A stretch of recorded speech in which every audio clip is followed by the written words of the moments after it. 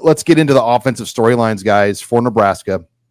And I want to hit on quarterback, but I actually want to start with kicker because I do think of all the positions out there, this is the one with the most intrigue for me right now, because by no means does it feel like, at least today, that Tristan Alvano is going to be the week one kicker. In fact, it almost has a feel that John Hole will be the guy. I tend to read body language, and that's just my read and feel I had from listening to Ed Foley as we kind of await the news on Tristan Alvano and his growing injuries recovering from. Yeah. Okay. So Ed Foley, the facts of the matter are, Foley said Alvano's 90% recovered. He said that John Hole's kicking the ball well. It's basically either going to be John Hole or Tristan Alvano. They also have Nico Ottamanelli, but Alvano characterized him as the number 3. I'm kind of like Sean. He said the words that John Hole's kicking the ball really well. Alvano can't kick off. So that would be, I guess that it was a sort of a revelation to me. That would be Hole or Buscini. Mm-hmm. So they don't have to worry about Alvano that way. Mm-hmm. So yeah, we don't know right now. They don't know right now who will be their kicker against UTEP, but I'm with Sean. It sounds like Johnny Hole, Lincoln Southwest graduate via Iowa Western, is the guy. It sounds like that. Well, it's not like this momentum just started with him either, too. He's been getting some praise ever since Alvano went down and Hole got thrust up the rotation a little bit, and he's done nothing but take advantage of that opportunity. And he's a guy too, Sean, that came in with a lot of good praise around him, that people that had seen him kick knew he was way better than just some obscure walk-on they just added late in the process. So this is a guy that had some chops to him, and when he had that window when Alvano was forced to miss some time, he took it and ran with it. And right now, I agree with you. They're still going to make it take a few days. I think a couple of days is what Ed Foley said today before they finally make that decision. But by the end of the week, they're going to have to pick a starter. And right now, I'd say Johnny Hole's the front runner. Our photographer, Casey Fritton, his son was the quarterback on the Lincoln Southwest team with John Hall. And immediately when they added him, Casey said, watch this guy. You better watch him. And I think, with high school, he was fine. But high school kicking is not always that consistent. You might have a bad holder. You might have a bad snapper. You might have bad protections. Mm-hmm. You could be on a tee box or on the ground. Right. And he needed that year at Iowa Western. And my understanding is he came in to those June camps. He did 2 workouts. Rule camps. And kicked the cover off the football. Mm-hmm. So it is an intriguing story. And if you're Tristan Alvano, the competitor that we know he is, I'm sure he's just chomping at the bit right now to get back. I would think so. Alvano's numbers last year were just okay. He was 9 for 15 on field goals.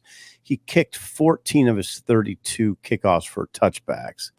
And now I don't know. He didn't miss an extra point. I don't know how many he kicked, but he didn't miss. How he didn't score a lot of touchdowns. but he didn't miss any. He was a little shaky, so he's got a lot to prove. And then he has an injury. So yeah, it's a what you hope if you're Tristan Alvano as you look back at his freshman season and then this period going into a second season as a rough period that you put in your past and became one of the long line of excellent kickers that Nebraska's had. You just don't know right now. Mm-hmm. You just got to see how he comes out of it. Well, especially with the injury that he has, it's not just about kickoffs. It's about how far back can they trust him? Right. Like how far is his range physically, like that he can actually kick. So that's something they just don't know yet because they're being so careful with him as he recovers. He's basically just doing chip shots right now. So while he's doing apparently pretty well from decent range, the long kicks might be a separator there, where if you need a guy that's going to go knock a 52-yarder in, can Alvano physically do that? Right. And we've seen, some of the best kickers in this program dealt with adversity. Josh Brown actually, for a short while, lost his starting kicking job and then obviously got it back and went on to have a long NFL career. God, Sean, how do you remember that stuff? You're right. He did lose his job. Did he lose it to Sandro DeAngelis for just a cup of coffee? Sandro came in and just for a little bit though. Just for a little bit. Sandro was a kickoff man. But Josh also tried to play receiver. Yeah, he did. Like he went through a spring and misguided. Just somebody's like Sam Foltz probably could have done that, but he understood he was the punter, But that's going to be something to watch. Now, the quarterback depth chart, I think we all are on the same page. It's a matter of how, when. to me, running back, are you expecting an outright number one or between, let's just say, Ramir Johnson and Emmett Johnson? Go ahead, Rob. Address this. And Gabe Ervin. I'm not going to rule out Gabe Ervin. I mean, I think at this point, no one has done enough to like outright be the clear number one. So I would expect some ors on the depth chart. Now I would probably expect, I don't know. Right now, do you think Ramir's the one? No, I don't. I don't know though. I'm not. Like, if who's going to take the first snap? I don't feel strongly enough to say that. I just know what Rule said. Rule is really illuminating and really lays it out for you. I mean, what he wants is a guy that can get you 20 carries, a guy, get you 12, and then a role player. My guess is it's Emmett Johnson, Ramir Johnson, some combination 1 and 2. That's my guess, with Gabe Ervin as the role player. And if Gabe Ervin is durability is an issue, then Dante Dowdell all of a sudden becomes a factor. I like the 4, and we could be wrong, by the way. Maybe Gabe Ervin's the guy or the number 2 guy. I bet it's a pretty close horse race there. Yeah, all we know is what we've seen, and everything we've seen as far as the quote unquote first team offense. Yeah, what have during you seen, fall Rob? camp? It's been either Emmett or Ramir. Yeah, when we see they've alternated too. It's not been a consistent. This is the first guy out there. Like when they do their team compete periods or anything like that we've been able to watch. It's been kind of a mix and match. Even within the same drive, they've been alternating. So I don't know where that separation is at this point. All right, then lastly, a lot on the offensive line we talk about, but I want to hit on Micah Mazzccua. Yeah. We spoke with him for the first time since he's been at Nebraska this week, and man, they're just just on the cusp. I mean, he's just a mean dude, off the cuff. You can just tell. I agree. You wouldn't want to take that guy's lunch. No, not at all. I mean, he's 6'5", 325 with hands that look like bear claws. Right. Yeah. No, he's got the it fat. Look at him. Yeah, that's not the guy you want in front of you all day long. He's not scared of anybody. I can tell you that. That's what he said. That's what he said. He says, "I'm not worried about people or being afraid of anybody. They got to be afraid of me." And he also said that about the line. Mm-hmm. He wants that to be the line's mentality. It used to be.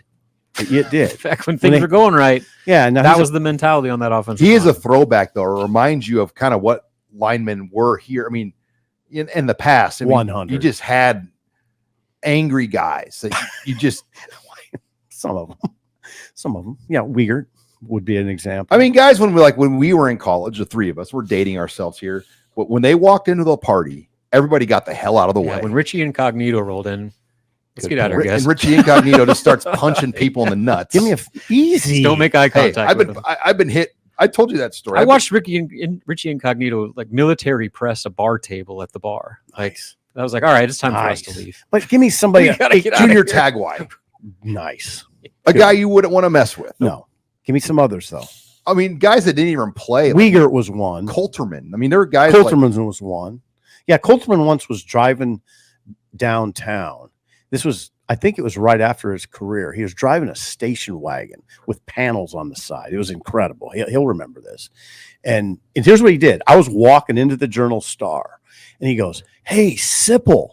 And I turned around and he flipped me off. That's an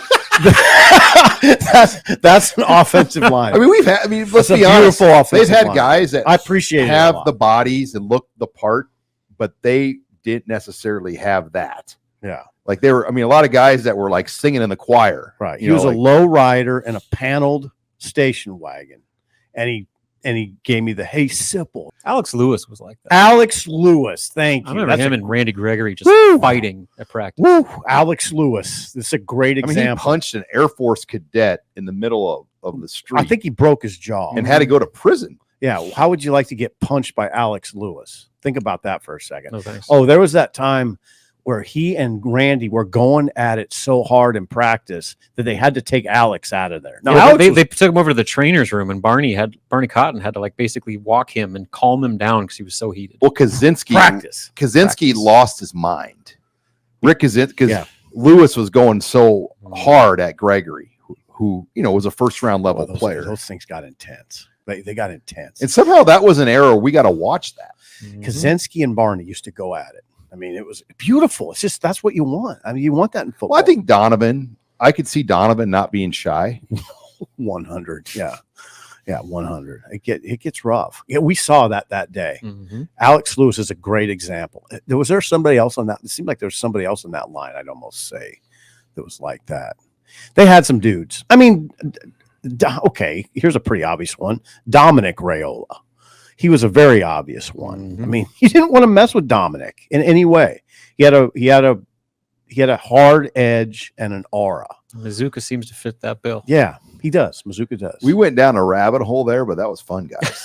was kind Story of fun. time. And now the danger when we do that is inevitably people will point out in the comments who we missed. Yeah, Yeah. we're not going to. There's a lot of guys. Yeah, we're not going to get everybody.